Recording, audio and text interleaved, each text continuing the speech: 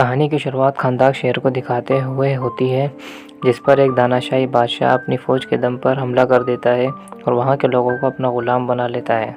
उस दानाशाही बादशाह का असल मकसद सबाक का ताज बनवाना होता है, जिसमें अगर 6 प्राचीन शैतानों की ताकत मिला दी जाए तो वो ताज उसे दुनिया में अमर बना सकता है। उस ताज को बनवाने के लिए उसे एक रॉक ऑफ इटर्नी नामी पत्थर की ज़रूरत होती है, जिसे जादूगरों ने बनाकर कई सालों पहले कहीं दफना दिया होता है। उस पत्थर की तलाश के लिए वो लोगों को खुदाई के काम पे लगा देता है और कहता है कि जो मेरे लिए वो पत्थर लेकर आएगा मैं उसे आज़ाद कर दूंगा। एक बंदा उस पत्थर को हासिल कर लेता है और वो जाकर सिपाही को देता है ताकि उसे आज़ादी मिल जाए। बदले में वो सिपाही उसे कत्ल करके दरिया में फेंक देता है। लोगों को ऐसे वक्त में एक सुपर हीरो की ज़रूरत होती है जो उन्हें उस बादशाह की ग़ुलामी से आज़ादी दिला सके। लोगों में एक बच्चा जिसका दिल साफ़ होता है वो लोगों के लिए खड़ा होता है और उन्हें उम्मीद दिलाता है कि वो आने वाले वक्त में वो उन्हें इस बादशाह की ग़ुलामी से आज़ादी दिलाएगा। लोग उस बच्चे को अपना सुपर हीरो समझने लगते हैं और वो कहते हैं कि आने वाले वक्त में ये बच्चा हमें इस बादशाह की ग़ुलामी से आज़ादी दिलाएगा। बादशाह को जब भी खबर पहुंचती है तो वह सिपाहियों को उस बच्चे को पकड़कर दरबार में हाजिर करने का हुक्म देता है। सिपाही जब बच्चे को दरबार में हाजिर करता है तो बादशाह उसे हुक्म देता है कि इस बच्चे को कत्ल कर दो, क्योंकि बादशाह का असल मकसद वो पत्थर हासिल करना होता है और वो पत्थर बादशाह को मिल जाता है। जैसे ही सिपाही उस बच्चे को कत्ल करने आगे बढ़ता है वो बच्चा वहाँ से गायब होकर जादूगरों की महफिल में पहुँच जाता है। जादूगर उस बच्चे के साफ दिल होने की वजह से उसे अपनी ताकतें देकर सुपर हीरो बना देते हैं और उसे एडम का नाम देते हैं। और वो एडम को कहते हैं कि तुम बादशाह के महल जाओ और उसे रोको, क्योंकि वो सबाक का ताज बना चुका है। इससे पहले कि वो सबाक का ताज पहनकर दुनिया के लोगों को ख़त्म करे, तुम उसे जाकर ख़त्म कर दो। एडम उस बादशाह को रोकने के लिए उसके महल पहुंचता है, लेकिन उस वक्त तक ताज बनकर तैयार हो चुका होता है और बादशाह ताज पहन चुका होता है।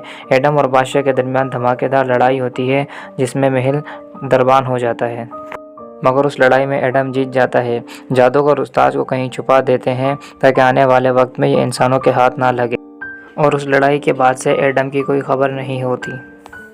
कहानी में दोबारा खंदाक शहर को 5000 साल बाद दिखाया जाता है, जिस पर इंटर गैंग के लोगों का कब्जा होता है। कुछ लोग उस ताज की तलाश में निकलते हैं और वो उस जगह तक पहुंच जाते हैं जहां एडम और बादशाह की लड़ाई हुई होती है, मगर इंटर गैंग के लोग उन पर हमला कर देते हैं और उनके एक साथी को मार गिराते हैं। मगर एक लड़का और लड़की गुफा के अंदर चले जाते हैं जहां पर एक पत्थर पर लिखा हुआ होता है कि इस बंदे को उसके असल नाम से मत पुकारना। लड़की इस बात को नज़रअंदाज करते हुए आगे बढ़ती है और ताज को तलाश करने लगती है। लड़की को गुफा के अंदर ताज नज़र आता है और वो ताज को हासिल कर लेती है, मगर इंटर गैंग के लोग गुफा के अंदर घुस जाते हैं और उनके ऊपर फायरिंग करना शुरू कर देते हैं। इंटर गैंग के लोग उस लड़की के एक साथी पर बंदूक रखकर उस लड़की को बाहर आने का कहते हैं। जैसे ही वो लड़की बाहर आती है, इंटर गैंग के लोग उसे घुटनों के बल बिठा देते हैं और कहते हैं कि तुम्हारी आखिरी ख्वाहिश क्या है। वो लड़की उस पत्थर पर बैठी होती है जिस पर यह लिखा होता है कि उस बंदे को उसके असल नाम से मत पुकारना, और वो उस पर लिखे हुए नाम को पुकार देती है। जैसे ही वो उस नाम को पुकारती है, उसमें से एडम आज़ाद हो जाता है।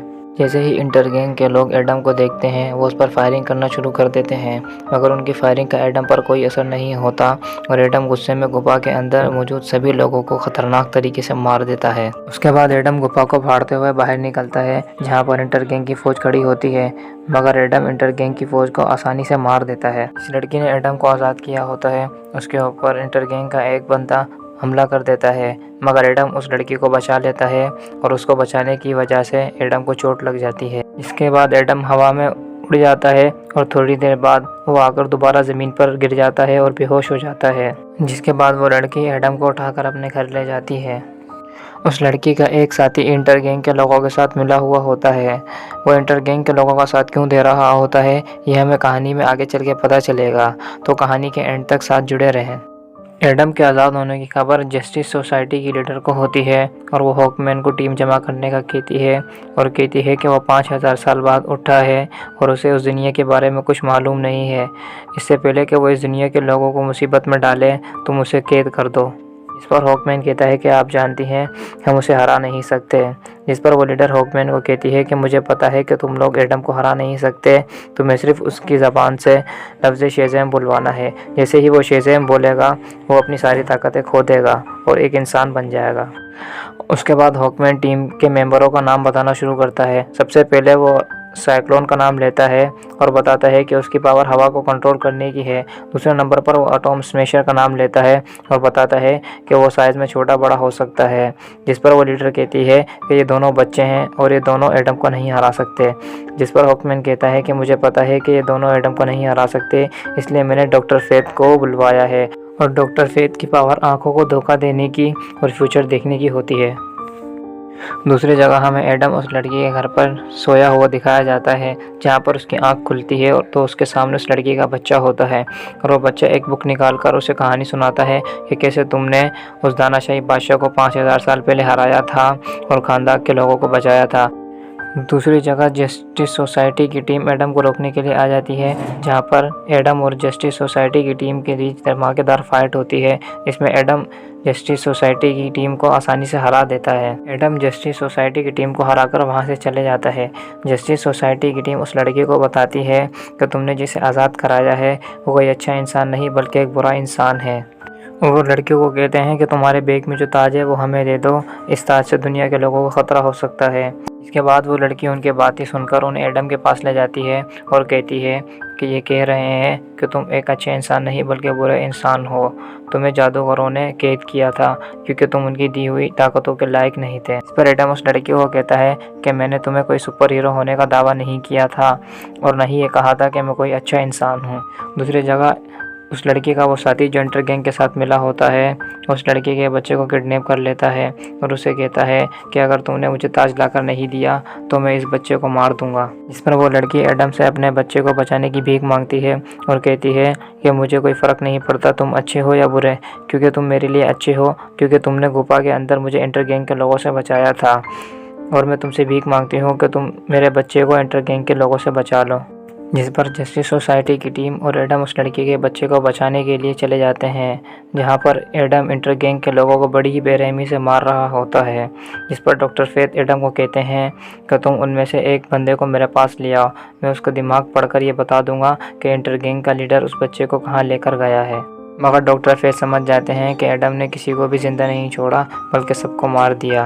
दूसरी जगह हॉकमैन दो बंदों को पकड़ कर लाता है डॉक्टर फेथ के सामने और कहता है कि इनका दिमाग पढ़ें और ये मालूम करें कि वो इंटर गैंग का लीडर उस बच्चे को कहाँ लेकर गया। मगर डॉक्टर फेथ के दिमाग पढ़ने से पहले एडम उन दोनों को हवा में ले जाता है और कहता है कि तुम दोनों में से जो पहले उस बच्चे का बताएगा मैं उसे छोड़ दूंगा और जो नहीं बताएगा मैं उसे नीचे फेंक दूंगा।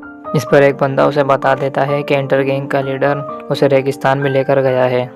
इसके बाद हॉकमैन अपनी शिप के अंदर एडम और अपनी टीम को लोगों को समझा रहा होता है कि इंटर गैंग का लीडर उस बच्चे को जिस जगह लेकर गया है वहां जाने का सिर्फ एक ही रास्ता है।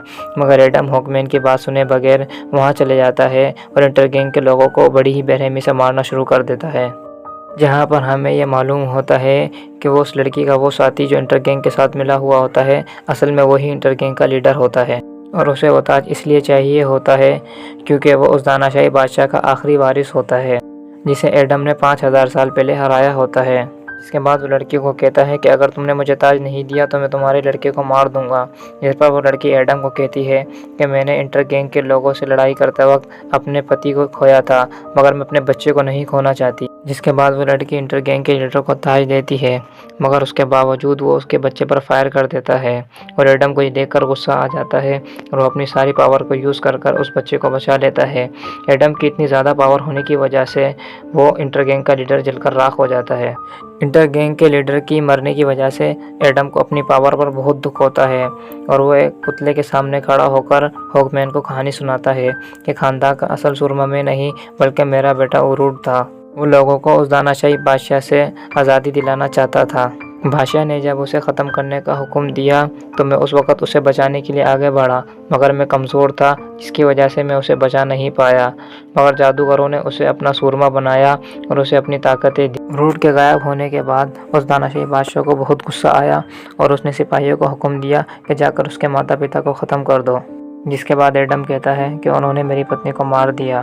जिसके बाद एडम कहता है कि उरूट उन जादूगरों से ताकतें हासिल कर घर पर आया और उस वक़्त मैं मरने के करीब था मैंने ओरोट से कहा कि बेटा मुझे माफ़ करना, मैं तुम्हारी माँ को नहीं बचा पाया।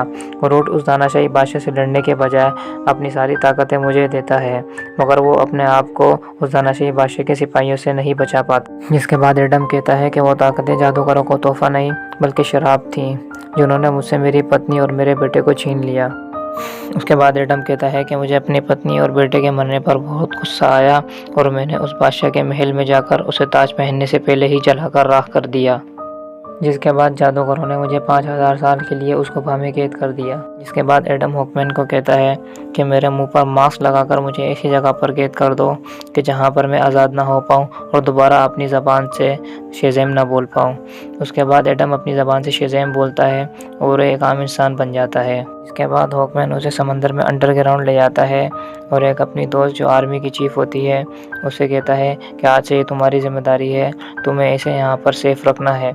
और वो एडम को एक शीशे में कैद कर देता है और कहता है उस लड़की को कि इसको इस जगह से आज़ाद होने मत देना। इसके बाद हमें इंटरगैंग का लीडर दिखाया जाता है जिसे 6 प्राचीन शैतान अपने महल में बुला लेते हैं और उसे अपनी ताकतें देते हैं और उसे सबाक का नाम देते हैं और वो सबाक को कहते हैं कि जाओ दुनिया में और दुनिया में जाकर सारे लोगों को ख़त्म कर दो, क्योंकि दुनिया पे अब हमारा हुक्म चलेगा। जिसके बाद सबाक और जस्टिस सोसाइटी की टीम के बीच धमाकेदार लड़ाई होती है, मगर सबाक जस्टिस सोसाइटी की टीम पर भारी पड़ जाता है। डॉक्टर फेथ अपने ब्रेन की पावर का इस्तेमाल कर एडम को कहते हैं कि खानदान के लोगों को तुम्हारी ज़रूरत है, अगर आज तुम खानदान के लोगों की मदद के लिए नहीं आए तो सबाक उन्हें हमेशा के लिए ख़त्म कर देगा।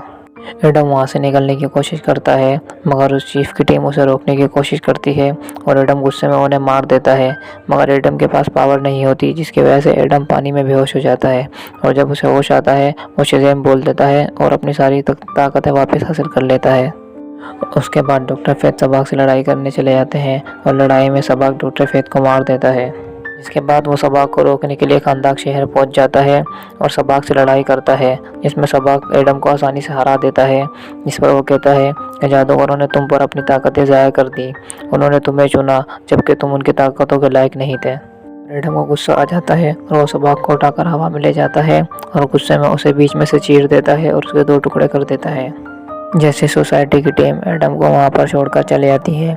कहानी के एंड में हमें दिखाया जाता है कि जस्टिस सोसाइटी की टीम की लीडर एडम को कहती है कि तुमने अपने आप को हमारे हवाले नहीं किया तो कोई बात नहीं, मगर तुम खानदान शहर से बाहर नहीं कहीं जाओगे। अगर तुम खानदान शहर से बाहर जाओगे तो मैं तुम्हें ख़त्म करवा दूंगी। एडम कहता है कि मुझे ख़त्म करने वाला आज तक इस दुनिया में कोई पैदा नहीं हुआ। जस्टिस सोसाइटी की टीम की लीडर कहती है कि मेरा कॉन्टैक्ट इस दुनिया के बाहरी लोगों से भी है। के बाद हमें सुपरमैन दिखाया जाता है और वो एडम को कहता है कि आ जाओ, हो जाए 2-2 हाथ, और यहीं पर कहानी का अंत हो जाता है। लोगों को मूवी की एक्सप्लेनेशन पसंद आई हो तो चैनल को सब्सक्राइब करें और बेल नोटिफिकेशन को ऑन कर दें ताकि आने वाली न्यू मूवी की एक्सप्लेनेशन सबसे पहले आप लोगों तक पहुंच जाए।